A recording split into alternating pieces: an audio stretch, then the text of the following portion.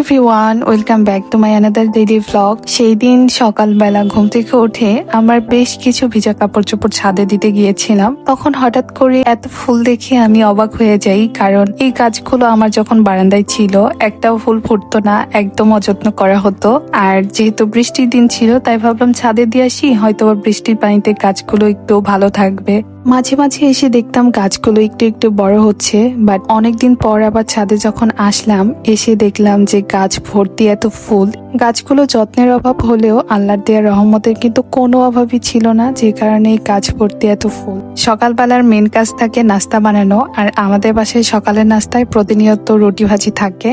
আর আজকে পরোটা বানিয়েছিলাম, সাথে বানিয়েছিলাম একটা মিক্স সবজি ডাল দিয়ে। এই সবজিটা অনেক মজা হয়েছিল, আর এটা আমার শাশুড়ি মাই রান্না করেছিলেন। আর দুপুরের রান্না সবসময় আমরা সকালেই করে থাকি, মানে সকালে দুপুরেরটা একবারে করে রাখি, যে কারণে আর দুপুর পর্যন্ত সময় লাগে না রান্না শেষ করতে। রান্না এবং অন্যান্য কাজ শেষ করে আমি একটু টাউনের উদ্দেশ্যে বেরিয়েছিলাম। আজকে বেশ কিছু কেনাকাটা আছে, সেগুলো করার জন্য। আমি একটু শপিং করতে বেশি পছন্দ করি, তবে আমার প্রয়োজন ছাড়া খুব বেশি একটা জিনিস কেনা হয় না। তবে সেই যতটুকু প্রয়োজন সেগুলোই দেখা যায় টুকটুক করে কিনতে কিনতে অনেক কিছু কেনা হয়ে যায়। বেশ কয়েকদিন যাবত লক্ষ্য করছিলাম আমার স্কিনটা অনেক বেশি ডাল হয়ে গেছে, কোনো গ্লো কাজ করছে না, অ্যান্ড আমার নিজের কাছে অনেক প্রবলেমেটিক লাগছিল, যে কারণে আমাদের মানিকগঞ্জে হারল্যান্ডে গিয়েছিলাম। অলরেডি আমার চ্যানেলে হারল্যান্ড রিলেটেড অনেক ভিডিও আছে, যেহেতু হারল্যান্ডের সেল চলছে সেই ভিডিওগুলো আমার কমেন্টে কিন্তু লিংক দেওয়া থাকবে, আপনারা দেখে আসতে পারেন ভিডিও। আমি হারল্যান্ডে স্কিন টেস্ট করিয়ে আমি বেশ কিছু স্কিন কেয়ার প্রোডাক্ট নিয়েছি। তারপর গিয়েছিলাম হকার্স মার্কেটে। এখানে এসেছিলাম মেনলি আমার একটা গেঞ্জি সেট লাগবে সেটা নেওয়ার জন্য, কারণ এইখানে দেখা যায় অনেক অনেক কালেকশন থাকে, তার মাঝে থেকে আমি কম দামে আমার পছন্দ মতো নিতে পারবো। আর এই পুরো হকার্স মার্কেটে আপনারা কেমন ধরনের কালেকশন পাবেন সেটা নিয়েও কিন্তু একটা ছোট্ট করে ভিডিও আপলোড করা আছে আমার পেজে, আপনারা চাইলে দেখে আসতে পারেন। আমি একটা গেঞ্জি সেট নিতে এসেছিলাম, তবে এই জায়গার গেঞ্জি সেটগুলা একটুও ভালো না, এই কারণে আমি ভাবলাম আলাদা আলাদা নেই। সিঙ্গেল সিঙ্গেল গেঞ্জি এবং পালাজোর ডিজাইনগুলো অনেক সুন্দর ছিল, আমি এখান থেকে একটু ম্যাচিং করে একটা গেঞ্জি সেট নিয়েছিলাম। আর বাসায় আসার পর আমি একদম আপনাদের সাথে দেখানোর জন্য বসে গেলাম।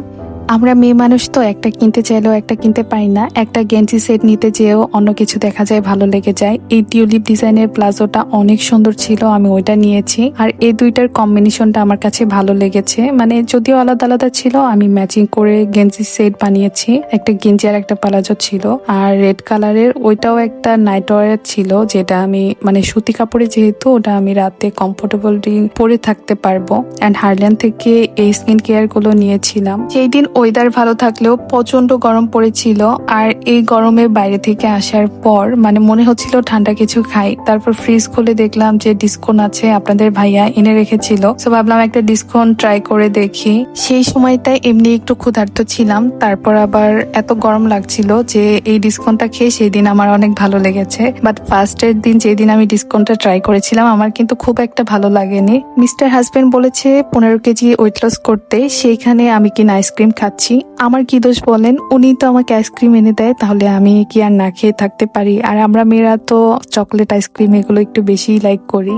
আইসক্রিম খাওয়ার পর একটু রেস্ট নেওয়ার জন্য শুয়েছিলাম, কিন্তু তখনই আমার একটা কল আসে যে পিয়ার পার্সেল এসেছে, সেটা আমি রিসিভ করি। তবে আজকের ভিডিওটা যেহেতু লং হয়ে গেছে তাই আর এই পিয়ার পার্সেলটা আনপ্যাক করলাম না, নেক্সট ভিডিওতে আপনাদের সাথে ইনশাল্লাহ শেয়ার করব। আর দেখাও হবে আবারও নেক্সট ভিডিওতে। সো সবাই ভালো থাকবেন, আল্লাহ হাফেজ।